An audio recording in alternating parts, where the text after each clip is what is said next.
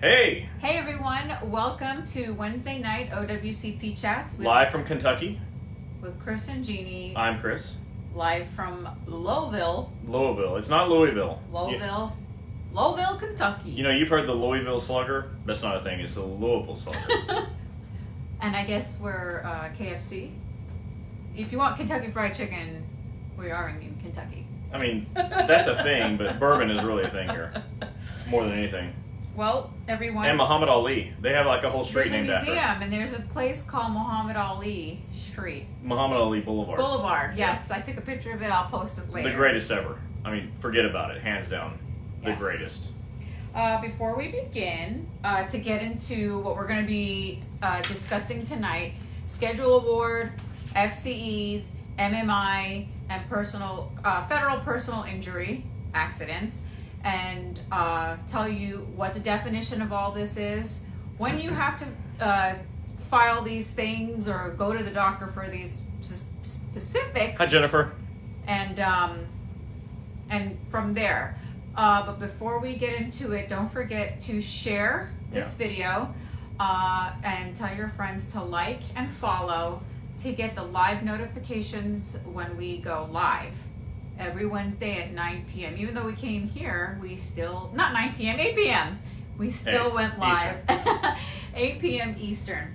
And before Chris starts, Chris and I, and everyone at Federal Injury Centers wanted to wish Mr. Kelly a huge congratulations as he now takes the role as AFGE National President for the nation. So congratulations, Mr. Kelly. Yeah, you definitely deserve it. We always told you that you were going to be president one day, and you are, and we're so super proud of you, and we can't wait to have dinner with you and chat about the new things that we're going to be able to help AFGE with. So I've always said this. I told this to Mr. Kelly in Alabama. We're in Alabama. In Alabama. And I said, what does it feel like to be the most loved person in the room? He is. He definitely is. I've never forgotten that because, I'd love to be the most loved person in the room. I think you are. I don't know. But when he's in the room, it's like, he's a special guy. And we're not just sucking up. Okay, those of you that know us know we don't do that. He is a personal friend of ours. So, anyways, congratulations. Let's leave it at that. But Mr. Kelly, AFGE National President, well-deserved. With 700,000 AFGE members. And he's groomed a lot of people below him. Yes. Some powerful people that we've met. And we think AFGE is going to be more powerful in the future than it has been in the past because of the people that have come up below him. Yeah. It's a very strong organization. We're really proud to be not associated with. We're just proud to know them. Yeah, and his birthday was a couple days ago, so I know you guys all saw the pictures that I posted. On my brother's birthday, yes, the same day as my brother. Same day. So with that said, a lot of you have emailed me and messaged me privately about this news article and this story that was going on where how many people? Well, a lot of people. A lot of thousands of people were fired or getting threatened. fired and threatened because they were filing work injuries and having work injuries. So we wanted to discuss that first before we get into. But share this now. Everyone start sharing.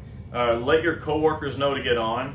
I'm going to talk about some stuff that I think that the author of this article that I'm going to show you was alone when they wrote this article. Definitely. Management did not want this to get out, but this is something that I kind of knew about for the last 12, 13 years, and it came out, so I kind of want to discuss it. And so please share, let your friends know it's time to get on. We have fewer people on than we're used to right now, so it's your job to share, it's my job to talk. So you share, I'll talk. And while I'm waiting, remember to go on Twitter and follow us at Fed Injury Center.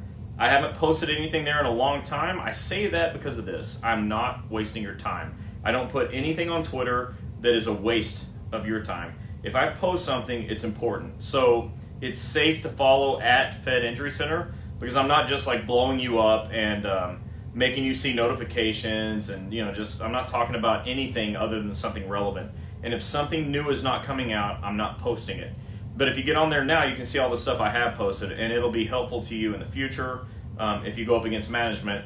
And if you go up against management who are doing what we're going to talk about has been done since 2007. Yep, and so before we begin, hello everyone. We got Jerry, we got Virginia, we got California in the house. Hey. Philly. So let's get started because this is going to be a very interesting education. Yeah, and let us know where you're at. When you pop on, tell us what city and state you're in. We'd love to see it. But I'm going to go ahead and talk about this. So this is going to be a little bit weird, but I'm going to show you this. If you work for the post office, you probably saw the Postal Service fired thousands of workers for getting injured while delivering and processing your mail. Yep.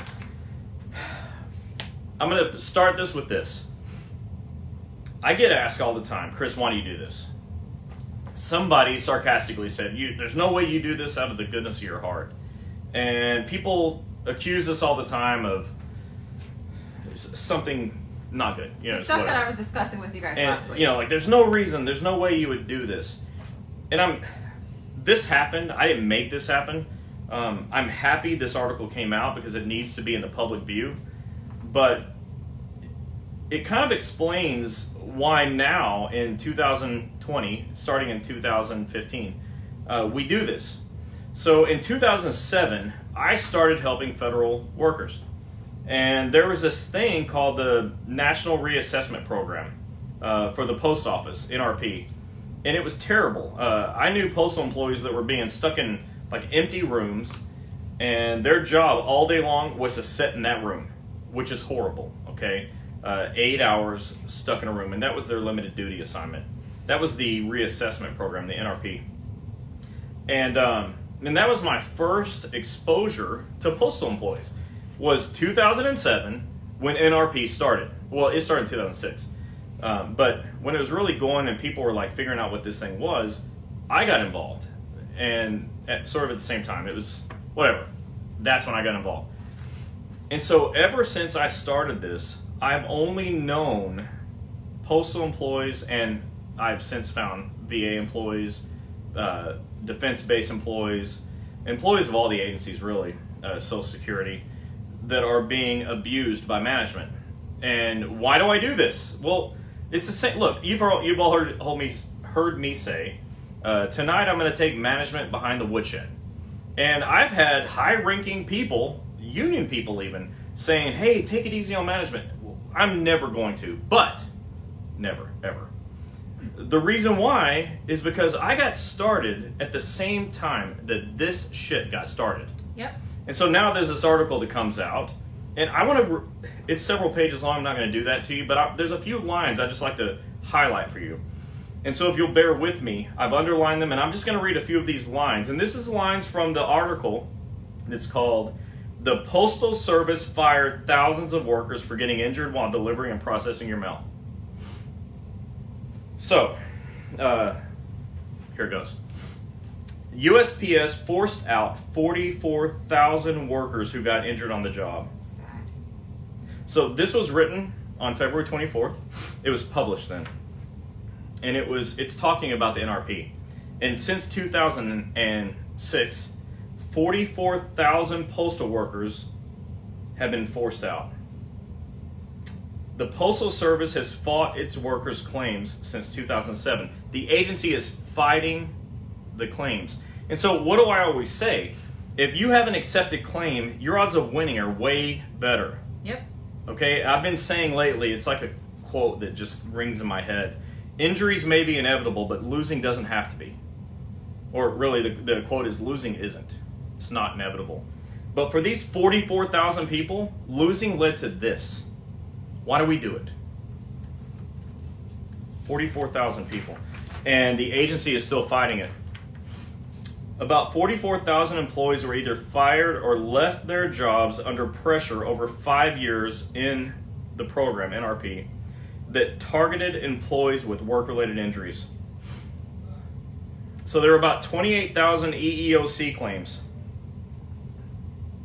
To dispute many of the claims, the Postal Service is currently arguing, that the workers aren't providing sufficient proof that they actually had disabilities or were harmed by the program.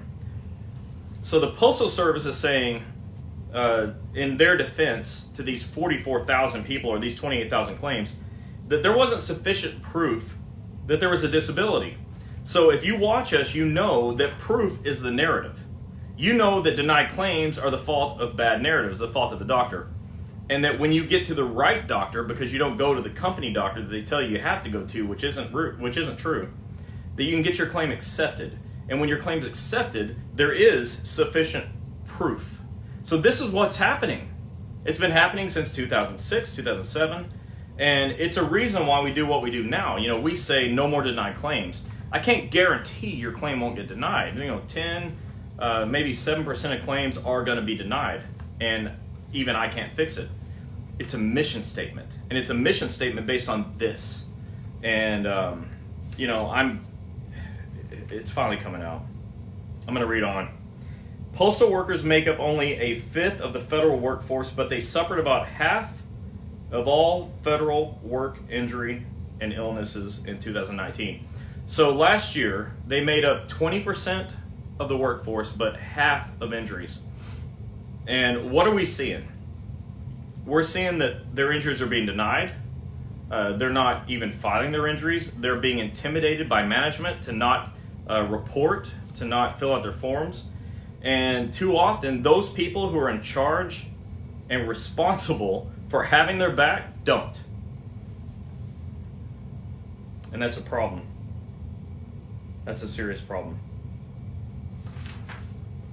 And it's why we do this. And it's why no matter what, I'll never stop. No matter what.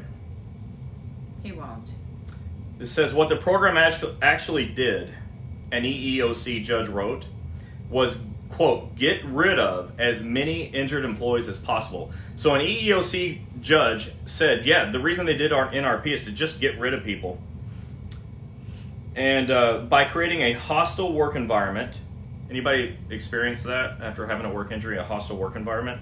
By taking away disability accommodations. In other words, the doctor fills out a CA-17 and management won't adhere to the 17. And revealing workers' confidential medical information. In other words, management talking about your private health information. This happens all the time. We hear it all the time. And that's what's been happening. This is a 12-year thing, okay? Well, NRP wasn't, but this is 12 years later, is I think the better way to put it. And it's still happening today, and you all know it. And so ask me again why I do this. Why do you do this? The short answer is because I know how to get your claims accepted. And I know how to train doctors to get your claims accepted. And I think bigger than other people think. I don't put money first. Profit is not number one. Money is not a driver for myself or for my organization. Is not our driver. Our driver is accepted claims. Our driver is this. You know, it's to fix this. Anyways, let me go on. There's a few more here, and I just want to read them because they stood out.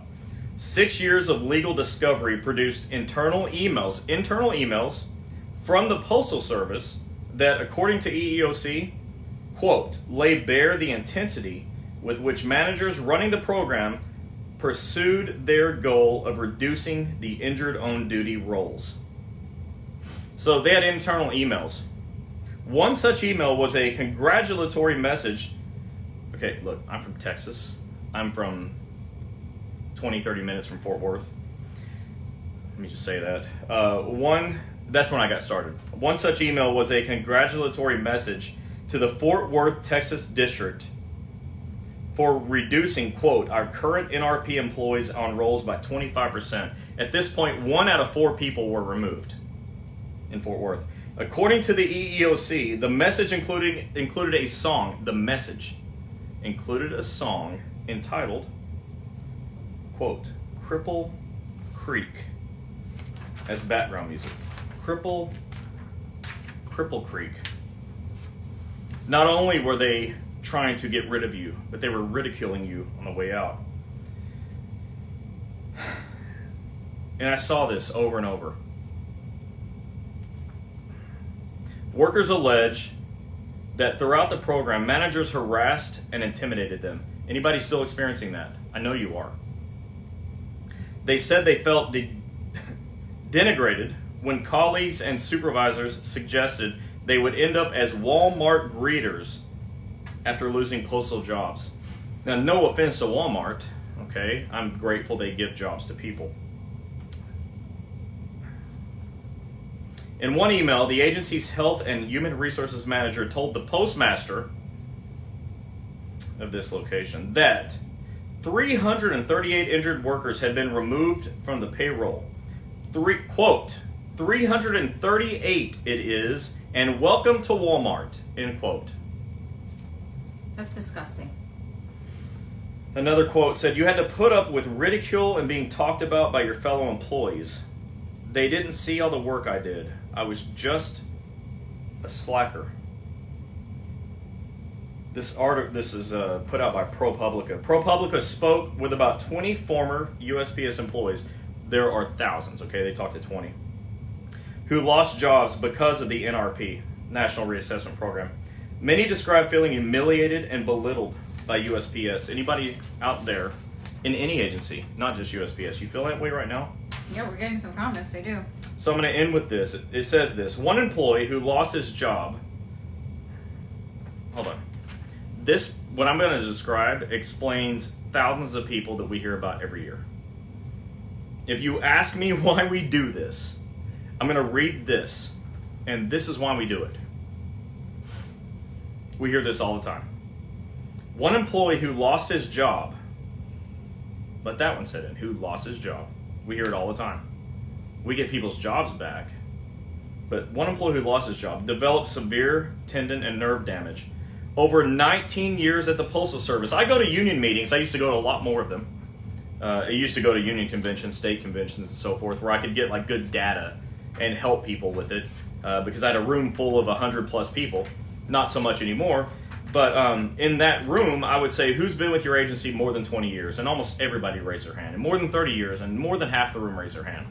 And so I could get good data. I could like survey the people. Anyways, this person lost his job, developed severe tendon and nerve damage over 19 years at the Postal Service. He said his time with the agency destroyed his mental, emotional, and physical health. I've heard this so many times. If you get hurt, and especially if you don't get your claim accepted,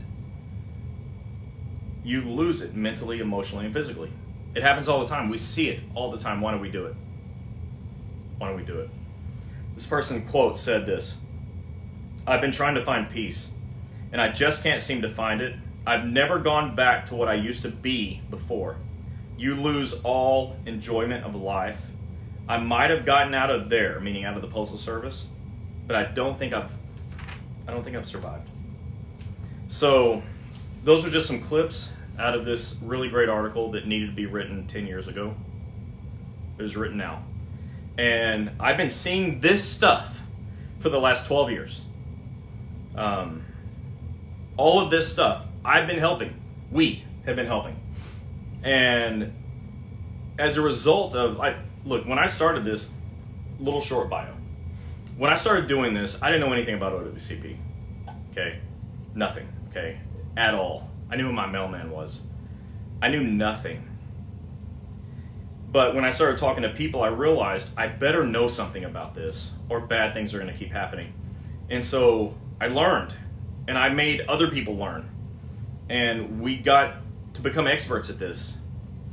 And, but then I realized, I'm in my own town, a small town, 100,000 people, and I'm only helping people in this little small town. And this is happening nationwide, so here we are, right, nationwide. And we have done everything we can to get you, to have you here so you can see this stuff on Facebook. Thank God for social media. Thank God for social media. Because before social media, all I could do was hope that I would be invited to a union meeting or some convention or a national meeting or a state meeting or something like that and talk to 100 people out of 2.8 million federal employees. And this has been happening. And I knew it's been happening. And so I gear my training towards preventing this. So you all know this has been happening, right? I mean, we're getting tons of comments, right? Yeah. You know this has been happening, and this thing came out. It came out a couple of weeks ago, and I've been unavailable. But I said to Gini, the first chance I get, I'm going to talk about this. And I'm in Kentucky. I don't care where I am. This is my first chance, so we need to discuss it. But you need to know this is what we're trying to prevent. I want to prevent people from saying, you know, I've lost myself. I have nothing left. Yeah. With that said, a lot of you are saying these things as wants to bring tears in my eyes. You shouldn't want to have to kill yourself. No. Because of this job that all of you do nationwide. And we need you doing it. I mean, but not like this. Becoming depressed. You know, Lynn, you're saying you wanted to kill yourself, and you know, and PM Boss, you said you had a friend who waited for so long and passed away waiting for their compensation.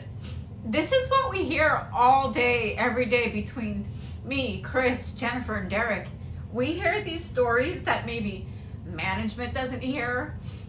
The unions don't hear it. There's too many of you, and there's not enough union people. We hear it, and this is why we do what we do. But we hear it because we welcome it. Yeah. Like, our phone number's out there. Everybody call us.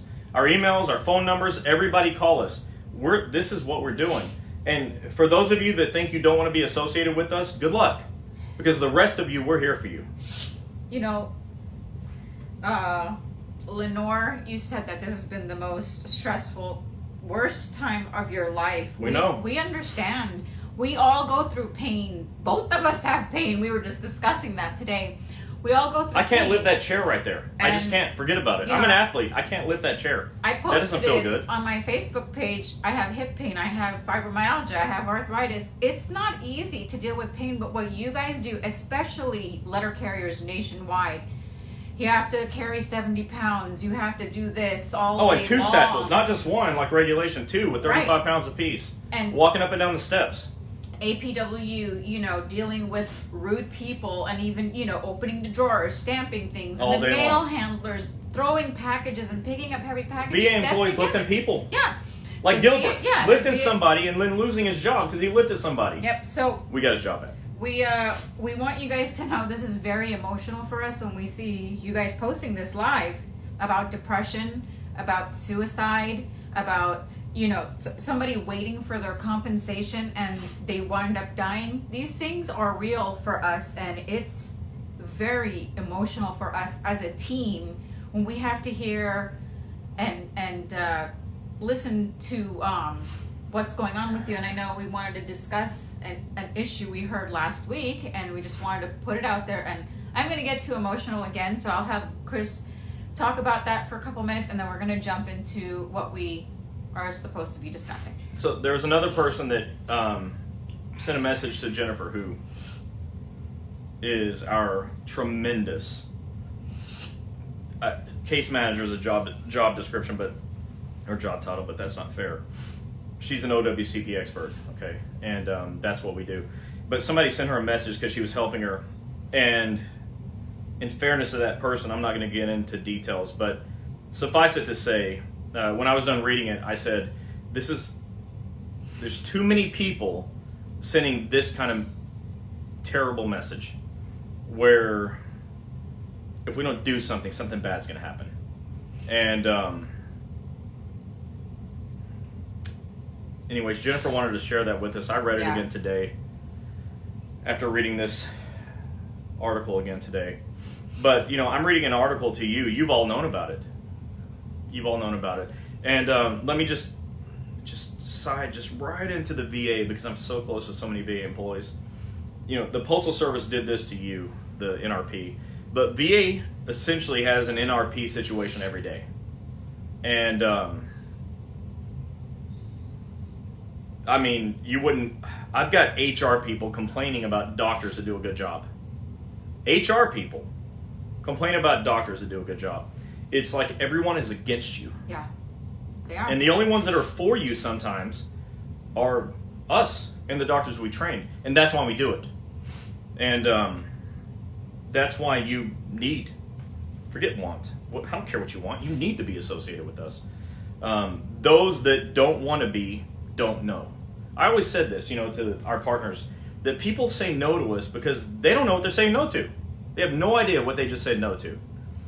And you're saying no to accepted claims. You're saying no to paid bills.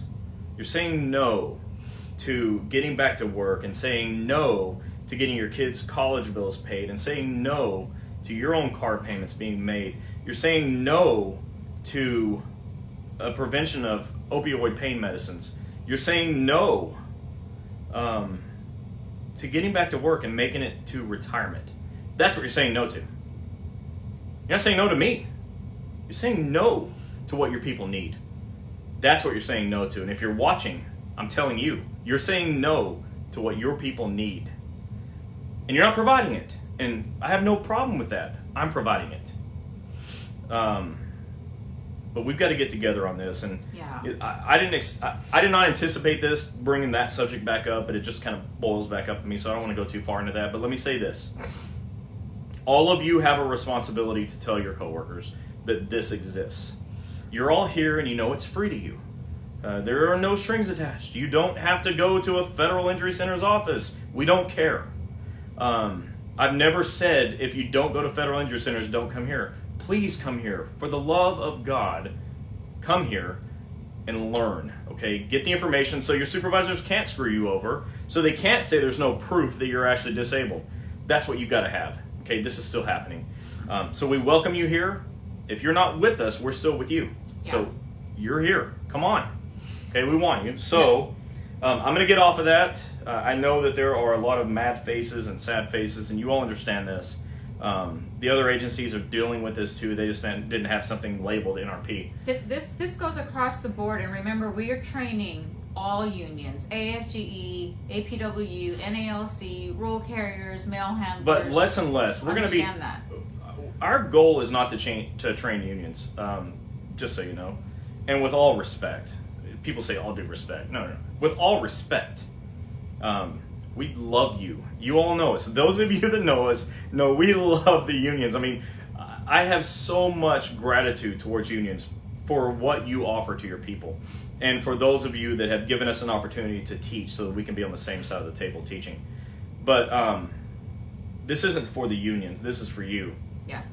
This is for the 90% of people that don't participate in unions. The 10% that do. It's for, the 3 out of 4 people that get their claim denied and are in dire straits. That's what we're here for.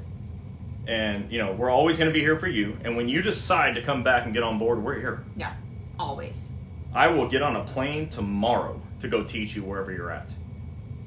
So, with that said, let's go into a better Zen. So this is what we deal with. So we're going to not talk about those topics anymore, but you're welcome to comment. So there's a lot of you, and Chris knows that a lot of you have been added onto our page by me, or have been added on by your friends and coworkers. Talk about the union pages. Yes, for that. So I'm Chris. I'm Gini. This is Chris. We come on here every week on Wednesday night, OWCP Chats Live, and we educate federal employees on OWCP, because a lot of you are wondering why you were added to our page and why are we here? Yeah, why are we here? And so far tonight, you haven't gotten any education, but this was necessary. It's coming. Yeah, so this is what we do every week. There are OWCP people amongst your unions, and they're great help. We know that, but we're here as an added help to come online. Any of them can work for me. And to any share. Of them. I would employ any of them. Yeah. They know their stuff. We're here as an added extra to help you learn stuff today, right away, and answer your questions. And I'm going to teach you things that you're not going to be taught. And not because they want to hide it from you necessarily. I don't know if they do. I don't think so. But because it's not in the curriculum. But what's in my curriculum has a fist attached to it. And it oftentimes is aimed towards management's jaw. And so because that's who's doing the thing to you. I am never going to take it easy on management. I am never, ever going to give management an easy time, ever. When they give you an easy time, I'll back off. But in the meantime, I'm going to tell you how to slap them around using rules and laws and regulations. So, if you say it. If you don't want that, this is not your program. Go someplace else. See another show. All right. All right. So tonight we're going to educate on what a schedule award is and when you get it, what FCEs are, what FCE stands for, what MMI is and what MMI stands for, and then I'll end it with personal injury, federal personal injury, what actions you need to take and who you need to call with that. So with that said, grab your pen and paper and let's start on schedule award. Kim Davis, I just saw your question, and no, he's not. All right, so let me go. I'm going to mix in schedule awards and MMI. Okay. Those are one topic. It's easier to discuss them together. All right, so here it goes. Schedule awards. If you like money... Wait. Schedule award / impairment rating. There you go. Okay. If money is your thing, this is your topic. A schedule award is money that's paid to you after an injury. Not all injuries. Any injury of the spine is not eligible for a schedule award unless that injury causes problems into your arms and legs. Okay? Now, a schedule award is money paid to you after an impairment rating. An impairment rating is done by a medical doctor. The medical doctor does an impairment rating based on the sixth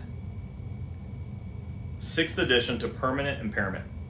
It's the American Medical Association's Guide to Permanent Impairment, 6th edition.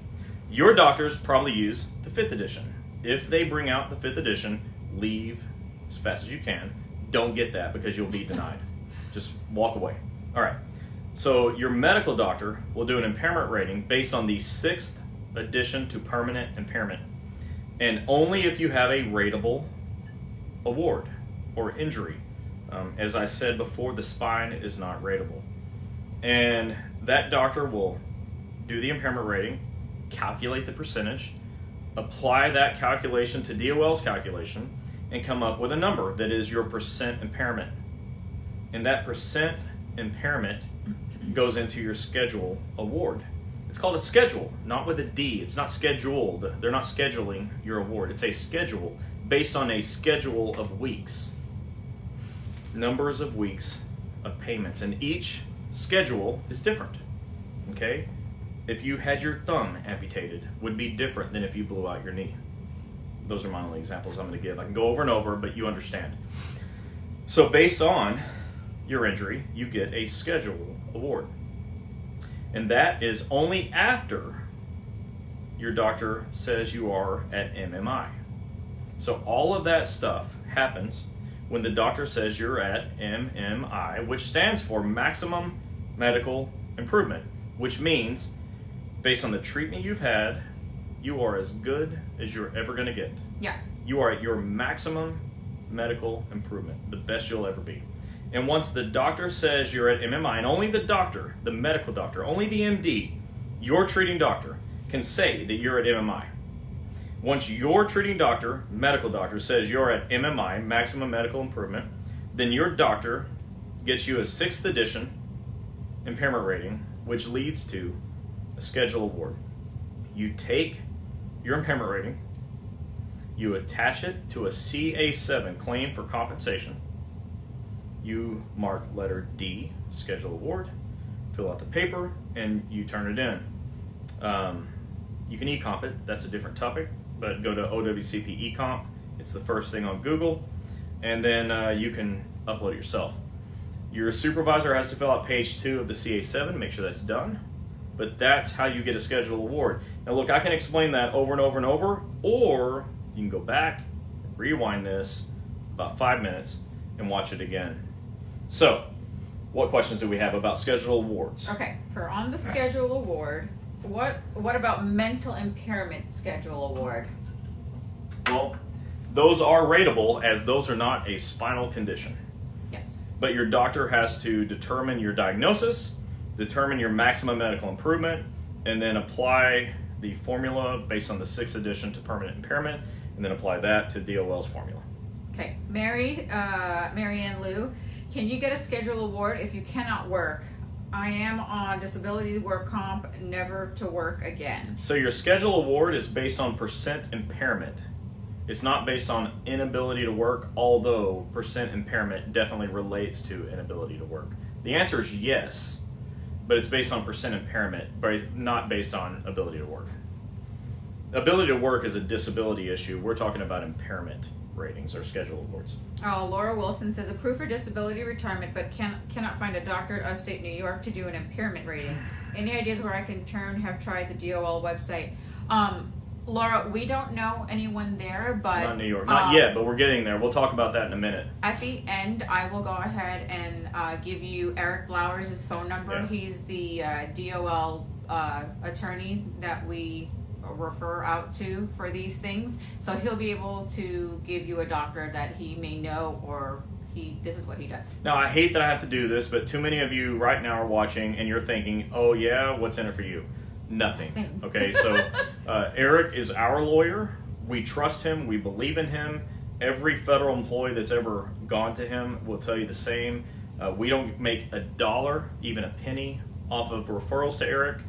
Our job is to help you in any way possible. And when it comes to impairment ratings, if we don't have a doctor or know a doctor who does them, Eric is the next step. Yeah. You don't have to call him. We'll give you a phone number and you decide. We don't care. You don't even have to say we told you to call. So it doesn't matter. He's going to do the same job whether I told you to call or you called on your own. Yeah. Donna Wallace, if there's a coworker that's not in the union or a supervisor or a management that has been injured, they can still see a doctor. They just have to follow the same chain of command. File their CA1 or their CA2. All federal employees everybody can see a doctor. No, you don't have to be in the union. That doesn't matter. You don't like all that stuff. No, you can definitely get help. Yeah. So if you need a doctor, and maybe there's one in the area, or you know that we've taught some and know some, just message me privately where they're located, and we'll see where we could send them to. Yeah. Donna McNabb, my question is, once you've been rated and get an award, if you have more issues with the injury, are you still covered through DOL, or can you use your own private insurance? Never, ever use your own private insurance. Right. You have lifetime medical benefits. So if you still need medical attention and you have a flare-up and it's the same injury, the same condition, you can still get help on your existing claim number. So do you still have visits and treatment paid for after you receive a schedule award? Same answer as before. All physical therapy or, like injections or surgeries or all that stuff is pre-authorized, and the doctor just has to request pre-authorization and explain why the treatment you need is medically indicated, and then OWCP will pay for it. You have lifetime medical benefits after hurt at work and after having your claim accepted. Your claim has to be accepted before you have lifetime medical benefits. Can you get a schedule award if you're still on OWCP? Yes. Do you have to have surgery to get a schedule award? No. Can I also apply for SSD2? Yes. These are In quick fact, answers. if you want to get federal disability, you first have to apply for Social Security disability. So you can also apply for Social Security disability. Nicole, you said I've been at MMI for over a year now, but working 2 hours a day. Is there a statute of limitation when you can apply for the schedule award? No, there's no statute. You apply for schedule award when your doctor medically says that you're at MMI, maximum medical improvement. You don't decide when you get a schedule award, your doctor does. There's no statute for what your doctor's decisions are, because your doctor has a medical license and we don't. Steve Zabak, sorry, oh my gosh. Can you have an injury comp attorney do the schedule award claim for you? No. So what happens with the lawyers, they know doctors. Like when I don't know a doctor, there's always lawyers that do know doctors. And that's the value of that referral. Or recommendation, however you want to call it. But a lawyer can't do a schedule award. You need a medical doctor. If I knew a medical doctor, I'd just tell you. For example, there's a doctor in Oklahoma City who is not associated with us in any way whatsoever. His name is Dr. Ellis. In no way is he associated with me at all. I met him once and I've talked to him on the phone like 3 times in my life. But I know that people fly all around the country to get impairment ratings and schedule awards from him. You can Google ellisclinic.com and get them. no association with me whatsoever. But if you want to fly across the country, you can go to him. If I knew somebody close to you, I would just tell you. Eric knows people that I don't know, so I tell you about him. And I just told you about somebody that I'm not associated with. We don't care. We want you to get help. Yeah. Rich, do you suggest using an attorney for a schedule award, or is this whole process simple enough to do on your own? Well, you can't do it on your own. Rick? Yeah. Yeah, Rick. You can't do it on your own. You need an MD. But you don't necessarily need a lawyer, okay? Attorneys are last resorts. And Eric's a friend of mine, and he knows I say that. It's a last resort. You use an attorney when you've been denied for your impairment rating, when you've appealed your impairment rating, you've been denied again, and now you need some help. Okay? I mentioned Eric earlier because he knows doctors that I don't know. And some people need doctors in their area, and he might be able to help. Jill Schroeder, had a knee surgery last year. Eventually, I will probably need a knee replacement. Can I get a schedule award for the first surgery because my condition now is a different diagnosis? Well, you get a schedule award for your injured body area based on its percentage impairment. And whatever comes next comes next. But your impairment rating is based on maximum medical improvement of a current condition. If a new condition comes up later, you handle that differently. Yeah. Kristen Hill, should I get an MMI after only 1 year and 8 months since my injury? I'm afraid that just means they're giving up on me and I don't want to live like this for the rest of my life. Okay, so there is no, I just said it, I'm going to say it again. There's no time limit on when you should get an MMI. You get MMI when your doctor says you're at MMI, maximum medical improvement. If you and your doctor have not had that conversation, I recommend making an appointment and go have the conversation. Your doctor may think you're at MMI and hadn't told you. That would be helpful information for you, right? So just go communicate with your doctor. Sometimes they're not the best communicators. Trust me, they're not. With an MMI and schedule award, will I lose my job and benefits? No. It's not automatic. Look, I just read about 44,000 people having that problem. So I'm not going to say you won't have that problem. I'm going to say that it's not written into the rules that having an MMI gets you has a problem with your job. Lots of agencies, lots of managers are good enough that they give you permanent limited duty positions. I know people like that. And that's always an option. And this is where I'll tell you, you should be involved with your union. We are union advocates. Even when they don't advocate for us, we advocate for them because it's the best way to advocate for you. They can, like there's a line I can't cross, but they're on the other side of the line. So go talk to your union about that because they can help you find a permanent position. Stephanie Morales, I was told by the OWCP guy in our union, and he said to wait until you get ready to retire. I had my rotator Wait for what? To do what? To file. To file what? Her MMI schedule award. No. Oh, wait, hold on. That's not how it goes. I had my rotator cuff surgery in 2015, and now my shoulder is still bothering me.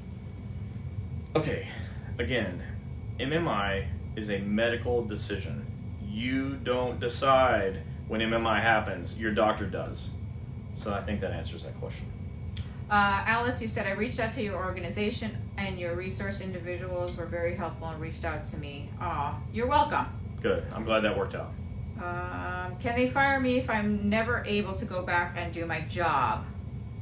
It's not firing you, but you need to be working with your union on this. I hope that never happens. You have other options. Federal disability is an option. A permanent disability position or permanent limited duty position is an option. You could be on OWCP's rolls like what feels like infinity. So you should go talk to your union about that, though.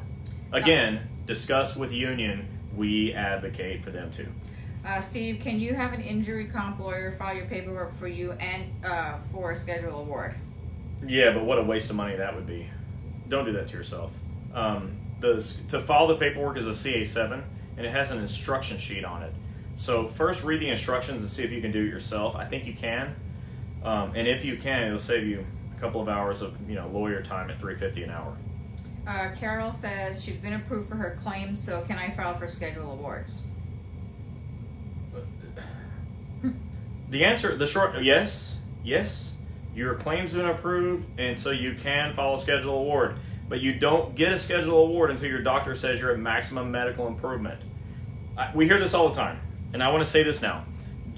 You were injured at work, and I'm sorry that happened. I wish it didn't. You wish it didn't. Your claim gets approved. Don't instantly think dollar signs. That's not what OWCP is about. The dollar signs come after you've done everything you can to get better. Now, I'm me, and I'm not you, and you and I, whoever you are at the time, okay? There's tens of thousands of people that are going to watch this. Me, I'd rather have full use of my functioning versus dollars. Some people see dollars and say, well, maybe I don't want my functioning. That's your issue, okay? I don't want to make that decision for you. But you don't get a schedule award just because your claim's approved. You have to try to get better and try to make it through your career and make it to retirement. That's my personal opinion. Okay, I don't run you. I don't make your personal decisions, but that's how I see it. Yeah. Can you get on Social Security, retirement, and workers' comp at the same time? You're not going to get double paid. James, we don't know why attorneys take money before taking a case, but from what I know, my experience, they have to review, and doing the review, it takes some time. There's an actual legal reason. In OWCP, they're not allowed to take a percentage of settlements. They're not allowed to take a percentage of the money you get. They're only able to take flat rates, okay? And so charging a retainer is kind of that way. Now, some of the lawyers that I know, including Eric, will make sure that whatever money he takes caps out at a number that's reasonable for you. But they're not allowed to take a percentage, and that's why they take retainers. We don't have anything in Cleveland. We are franchising. Those of you that are new to our Wednesday we're going to be chats, all over Ohio.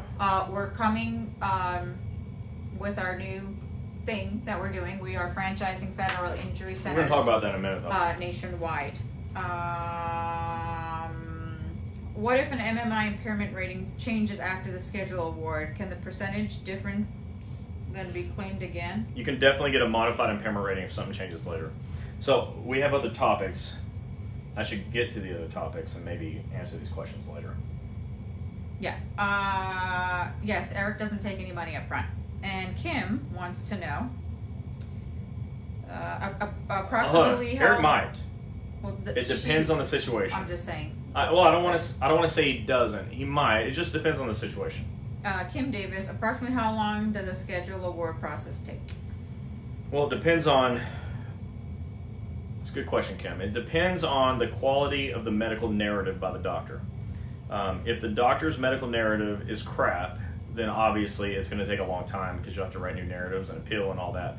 Otherwise, just like in claims approval, they don't have a time frame.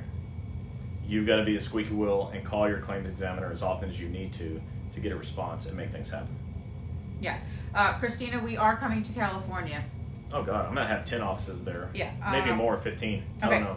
So between myself and Derek and Jennifer, there's a lot of schedule award impairment questions and MMI questions. We're going to answer because we've still got a few more things. We'll get there. But we know this is a big topic. We will revisit it again and by April. But the next thing we wanted to talk about is what an FCE is, because last week a few of you messaged me and asked me, what the heck is an FCE? Because you guys keep talking about FCEs and you don't even know what it is. All right. So FCEs, folks. First of all, at all federal injury centers offices in the future, FCEs will be a mandate because of this. And this is the best way to answer it. FCE stands for Functional Capacity Evaluation. Functional capacity. It is a measurement of your ability to do physical work, to lift, to carry, to reach, to lift overhead, to lift out in front of you, and to push and to pull. A functional capacity evaluation is a scientific way for a doctor to fill out a CA-17 duty status report. It is the science of taking someone off of work and the science of return to work. It's how a doctor knows for sure, with a high degree of medical certainty, of what you can do or what you can't do. And so our doctors are, because I wrote the operations manual, are going to be required to be trained by a company called JTech. You can look them up, JTECH, who produces a software platform for functional capacity evaluations. This way, when a doctor measures your ability to work, they can intelligently fill out a 17 form to prevent you from going back to work and hurting yourself worse. or they can intelligently fill out a 17 form to send you back to work and know with a relatively good, high degree of medical certainty that you'll go back and not get hurt. So that's what an FCE is for. Now, a lot of places use FCEs, places that I'm not associated with, use FCEs as a way to generate money because OWCP pays for this. Our offices and the offices that I've trained use FCEs as a way to make sure you don't get hurt at work. And that's their purpose, is to make sure you can do the job that you're being sent back to do. And they're very scientific. They use some algorithms, and I even hate using that word, that I'm a math guy and I don't understand. But I used to actually be a functional capacity evaluation tech for a medical doctor. And I probably performed 5,000 hours of FCE, probably more. There's no telling. There you go. Over a lot of years. And I can tell you that they're valuable. They're good information for a doctor so the doctor can make better decisions on your health and your ability to work. That's an FCE. Miss Marie, you said, who does FCEs? The doctor we've been seeing, they send us to a different doctor. That's okay. I mean, my doctor that I worked for when I was much younger, sent people to me. I had a degree in kinesiology, which is an exercise science. That was my undergrad. And I was supervised by licensed people. And I was able to do the work with the supervision of a licensed person and report that work back to a medical doctor. You can send people out to another office, another doctor, another physical therapist to get this done. What's important is that you're sending them, or that you go to someone who's trained and knows what they're doing. Because the downside of it is, if they don't know what they're doing, they push you too hard, you get hurt worse. Yeah. And you got to not let yourself get hurt. You got to know when to say when. Okay, so we discussed and we told you the definition and meaning and when to get these things on Schedule Awards, MMI, and Which go together. Schedule Awards / impairment rating. Some of you know it as that. And MMI. And FCEs, what he just discussed. Which is a functional capacity evaluation. I'm going to go over federal personal injury, but a lot of you are asking if we're coming to your state. So I'm not going to answer each and every individual one of you.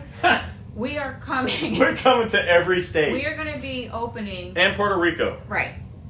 Chris has in his mind in the next 5 years, we will have over 200 offices. Just today when we were flying here, he's like, I think I'm thinking too small. I want to do 500 offices. And I'm like, might as well do 1,000 offices. So we are coming. You have to be patient. We have a team in the franchise department that's going to be making calls to doctors nationwide to see who wants to be in the Federal Injury Center's franchise. So all of you that are asking, New York and Cleveland, Ohio and California, every single state, Hawaii, Alaska, New York, all 50 states, we will be putting anywhere from 5 doctors to 10 doctors. To 15 in California. Yeah, depending on how big the state is. Yeah. So we'd love to come to your city. And, we asked you a couple shows before, what cities that you wanted in. And, I'm actually going to be giving that list to the franchise folks so they could start in those major cities that you guys listed. So, yes, we are coming to all 50 states and Puerto Rico. Yeah. By the end of the year, there'll be maybe how many? By the end of this year, maybe only 20. But it starts double. slow.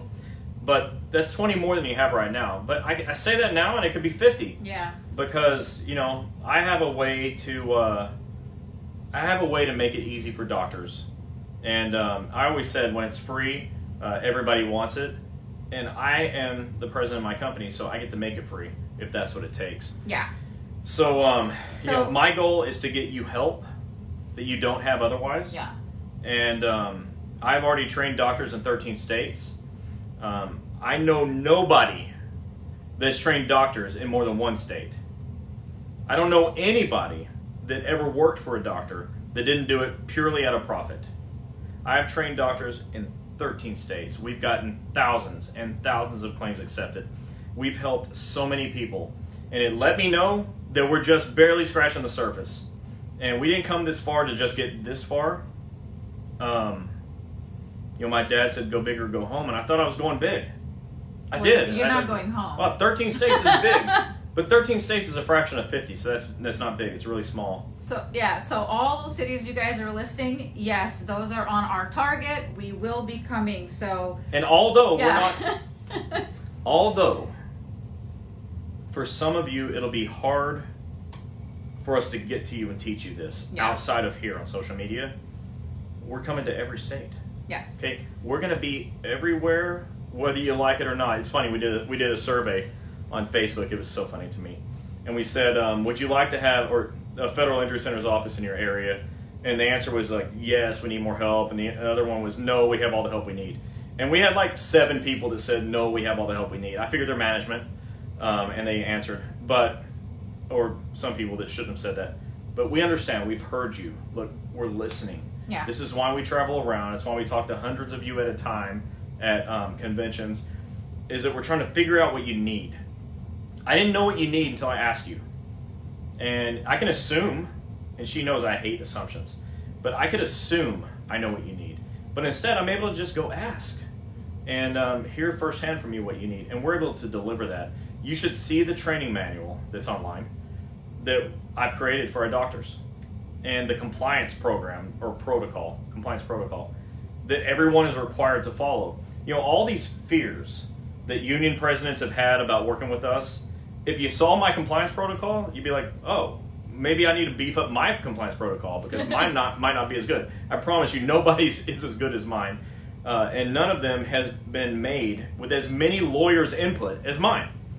And I think we have every lawyer nationwide that's given us. I mean, with all the doctors that I've trained, I think we cumulatively know all the federal compliance lawyers. And some of them are former U.S. attorneys, you know, like Eric's a former FBI agent. Yep. I mean, we've got some high-level people that have given us advice and advise us on how to do this program clean, because that's what you need.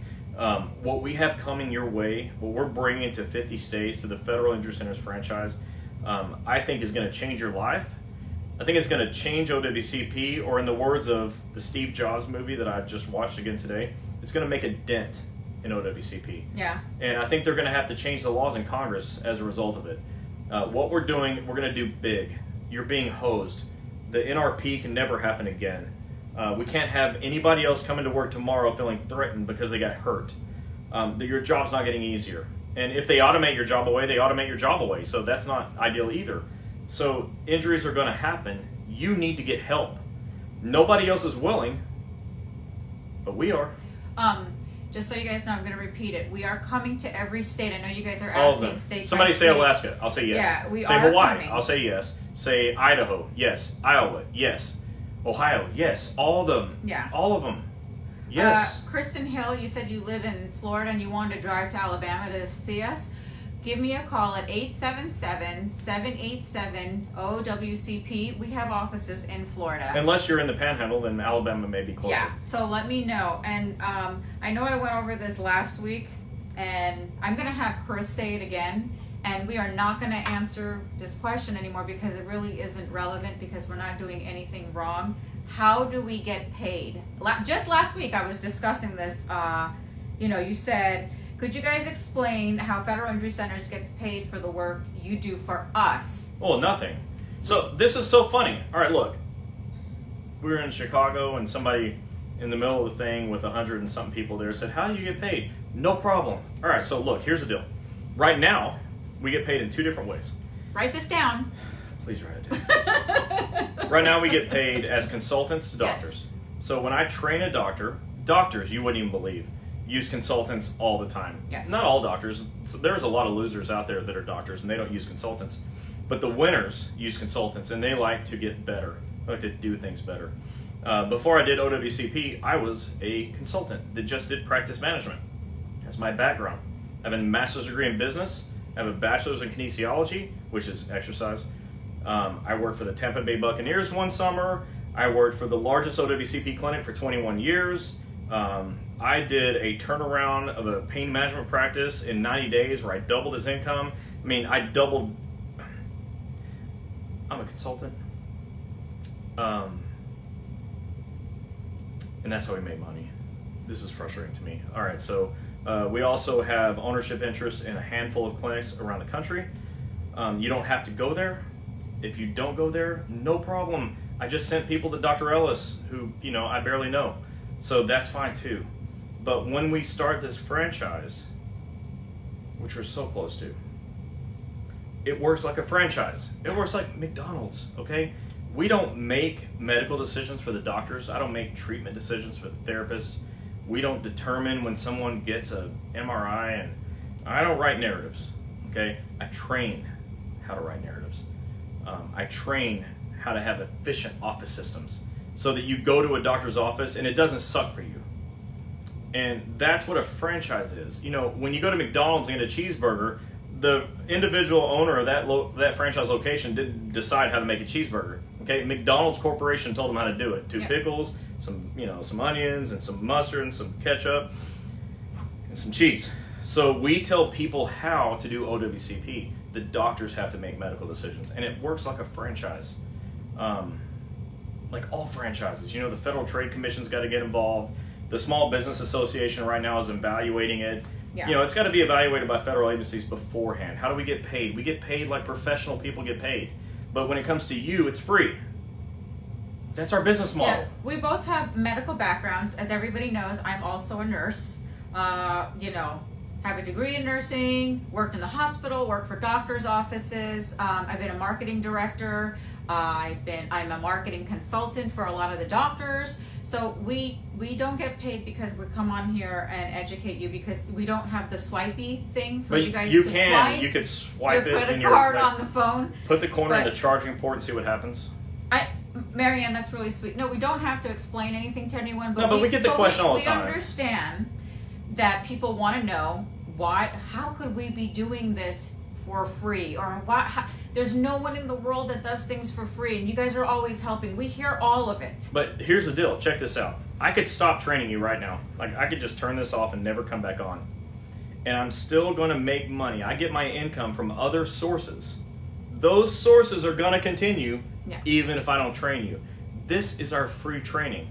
It is independent of everything else. When she created Wednesday night OWCP chats, I was like, what kind of name is that for a Facebook page? This is just the thing we do because we want to.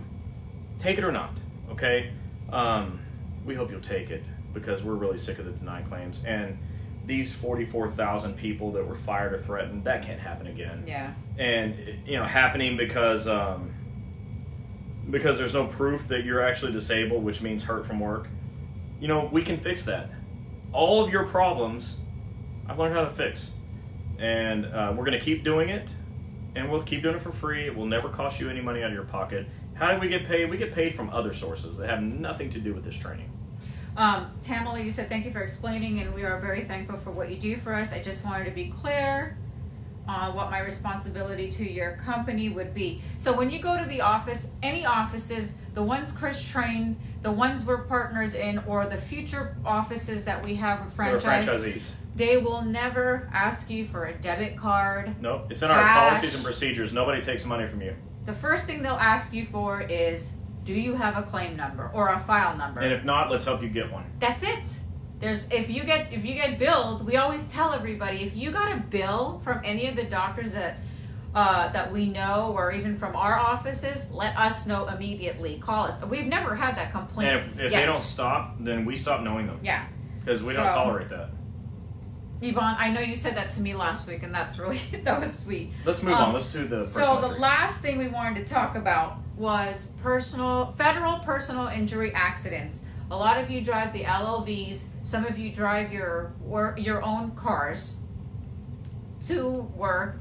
Some of you have government vehicles from the VA, FBI, whatever. Gosh, FBI agents are almost always on duty. They're always in a government car. And we've had a handful of them all over that have gotten or like air rear-ended. marshals. Yeah. Oh my God.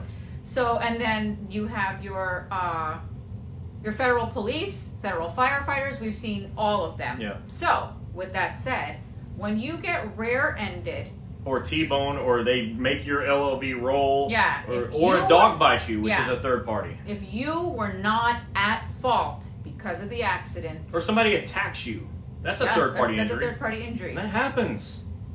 Step one, if you can get out of the car, call 911. Always. Get the person's driver's license. You have a phone, take a picture, get their license plate, make and model of the car, and immediately call your supervisor or your steward. And after that, go and file your CA1, get a CA16 and a CA17, and then call us. Or ask your post office where you could go if you don't know how to get in touch with us. And then when you call me, I tell you the same thing that I'm telling you now. And then I give you attorney Eric Blowers' phone number or whatever attorney. You can call him or don't. Yeah, we don't care. We don't care who you call. But that's the one we normally tell because we've heard nothing but great results from him. And he's a killer with the personal injury stuff. So he's great at it. He doesn't take any money up front for your federal personal injury accidents. And don't call, my advice, don't call a regular personal injury attorney that's on a billboard or in the phone book. That's because they are not federal attorneys. So I'm going to jump in there. Again, disclaimer, call whoever you want, okay? She just told you don't call your regular PI attorney. Or do, but that's going to be a problem. You'll be calling me again after. It'll be a problem. If you don't want to call Eric, call some federal lawyer. Google OWCP lawyer.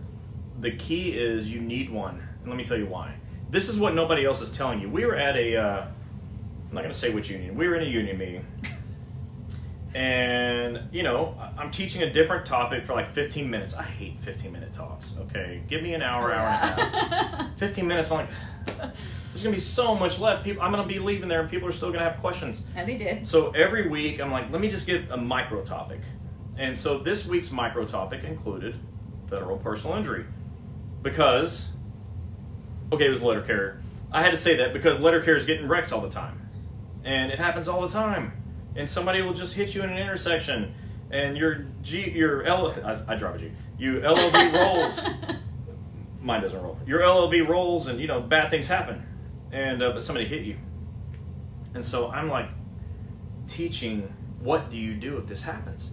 Because people call their personal injury lawyer, or they don't know that OWCP covers it, which is really frustrating to me because they're hurt. Not always, but a lot of times.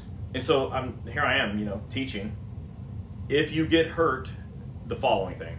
Did you know that OWCP requires you to sue the third party? The person that hit you. So, who's ever sued anybody without a lawyer? Almost nobody. I mean, I haven't. Maybe one of you out there has. But when you have to go after the third party, who's going to do that? So there I am discussing the rule from OWCP, and you should know this rule now, that if you get in a third-party accident in a federal job, you have to pursue the third party. If you're bit by a dog and you know who the owner is, you pursue the third party. If you're in an accident and you can get the information from the other driver, you pursue the third party. You have to. You get a settlement, or your lawyer gets a settlement, and 80% of the settlement goes back to Department of Labor minus expenses like lawyers' fees and so forth, and you receive 20% of the settlement. Does that sound good or good? Good. I know. It sounds good. But there I am teaching that, you got to get a lawyer, and because, you're probably not going to sue these people on your own, but you get 20% of the settlement. Well, that didn't mean that you shouldn't contact your MBA, because we love MBAs. Yep. We love anybody in a union that deals with OWCP. I'm so thankful to God for them, because I'm just one guy, and I'm glad there's others. It doesn't mean don't call them. It means, like, here's the rule, and this rule says you should do this thing. So there I am teaching it, and the next week we get uninvited to this particular meeting forever because we mentioned lawyers. Oh, that place. So anyways, if you get hurt in a personal injury as a federal employee on the job, and you were not at fault, Department of Labor wants you to pursue the third party. It's the rule. I didn't write the rule. And you got to do this thing. And lawyers are helpful. So Eric Blowers is awesome with this stuff. There are other federal attorneys that do the same thing. Call whoever you want. But you need that, and that's important. You get 20% of the settlement minus expenses. If you don't do what I just said, you get 0. If you like 0 and losing is a good feeling, then keep doing that. But you can win and get 20%, and that's what this is about. And remember, when they're telling you to sue the third party, that doesn't mean you are personally, if I got hit by Chris, I'm not suing Chris. Mm-mm. my insurance is going after his insurance. Which is the same insurance, but you get the right. point. So when we tell you to sue the third party, or the attorney suing the third party, and this little old lady happened to rear-end you, you're not suing the little old lady. No, we love the little old lady. It's probably an accident, but yeah. you got to get taken care of. You do have to get taken care of, and that also goes for the dog bites as well. Yeah, and whatever other third party yeah. occurrence, like whatever. If it's a third party injury, DOL wants you, OWCP wants you to pursue the third party. That's how you do it. So what questions do we have? Stephanie Morales messaged me. Let me see what we could do. Okay, and I just posted Eric's number there. You may want to reach out to him for your accident. And I can't, let me scroll through this. Mr. Yates, you said, I wish I knew you guys April 19th, 2018. I wish we'd have known you too. You can still call us 2018. You still have time to file or contact us. Remember, you have 3 years to report an injury, not 3 days, not 3 weeks, not 3 months, 3 years. If it's not too late for you, give us a call. We'll try to help you. Kim Davis. So in my case, the at-fault driver insurance is offering a settlement. Still need an attorney? No. I would personally get one. That's the question is, do I need one? The answer is no. You don't need one. But Kim, most people aren't like you. Most people want to use a lawyer to do this. Yeah. No, you don't need one. You can accept the settlement, but you're only going to get 20% of the settlement after expenses. Yeah, but just remember, once you accept the check and you sign it, there's no going back. And remember, DOL gets 80%. That's by rule. So that's really important. That just is. But that was a great question. No, you don't need a lawyer, but you know, Kim, most people want one. You did a thing without it. Most people won't do what you do. Yeah. So with that said, we ran over a little bit of time, but we will come back again, and all the questions on here that we didn't get to answer, again, Jennifer, Derek, myself, or Chris, or Tom will answer them. Yeah. And we'll try to answer all your questions. If you're looking for a doctor, you can contact me at 877-787-OWCP. You can email any one of us, either Jennifer, Derek, Chris, or Gini, Gini, at federalinjurycenters.com. Our website, federalinjurycenters.com, is there. Follow us, like our page, and watch us every week. We know an hour is too little bit because we keep getting more and more followers each week. Next week, what we're going to be talking about, why Chris has been fired up all his life to do this, and why we decided to do what we're doing. And we're going to do Q&A next week. I know a lot of you have a lot of questions, and you guys love the Q&A weeks when we do it. We normally do back to back. So I'm wishing you luck on stumping me next week, because there's a first time for everything. So we are in Louisville, Kentucky, with bourbon and fried chicken. Right? Fried chicken? I don't think that's a thing. Yeah, Kentucky Fried Chicken. Oh, yeah, okay. And we are here scouting out some cities for future franchise. And Kentucky and Ohio are going to kind of go together. Yeah. This region, Indiana, so forth. So, yeah. And Kim, yes, Chris will answer you on the personal question that you messaged me. Yeah, Eric's calling me tomorrow, Kim, to confirm my conclusion. But I want to give you the wrong answer. So as soon as I have it, you're going to have it. Thanks. We thank you guys for liking our show. I think it's so cute when you guys say our show, Andrew. Hey, and we all do it. Whoever, look, there's a lot of you still remaining, and I appreciate that. Will you all do me a favor, please? Not just me, but do your coworkers a favor. Will you please share? It's so easy. Just hit the share button, and it'll just go to whoever's in your friends list. And, will you just go to work tomorrow and tell 5 or 10 people about this, please? Let them know to go to Wednesday night OWCP chats. We're just trying to help as many people as we can. And under current circumstances, this is the best way to help a lot of people. So we really want to be able to do that. Will you please go to Twitter and follow at Fed Injury Center, Fed Injury Center, at Fed Injury Center. And so that you can get real-time updates on rules, laws, and regulations that'll help you. This is just here for you. If all of you could just go on and just like, follow, and share. Like, follow, and share. It's so easy. You're here already. Like, those of you that are watching already, just share it. You're here already. Just do it. I keep telling you guys, every single one of you, even when you put it on your personal page, your family knows a postal worker. They're federal. Everyone has a mailman. Yeah. So, many of you have family that go to VAs, and, they have, employees at the VA. They need this help too. You go through the airport at TSA, they need this help too. There's so many people. Yeah. So we just want to be able to share this with as many people as possible. And the last thing is this. Many of you are going to say, hey, you didn't share it on my rural carrier page this week. You're right, we didn't. And if you want it shared, please do that yourself. We are complying with that letter. And so we'd like you to just share that if you want it shared. But it's your job to share it with as many people as you can and get them here for me to teach them. So we work together, okay? That's the synergy of this thing. Yeah. You tell somebody, you bring them here, and I'll teach them, and so on and so forth. We'll keep doing it. And we love doing it. We appreciate you being here. So the last two things before we say goodbye. Yes, we are coming to Michigan. Again, we are coming to all 50 states and Puerto Rico.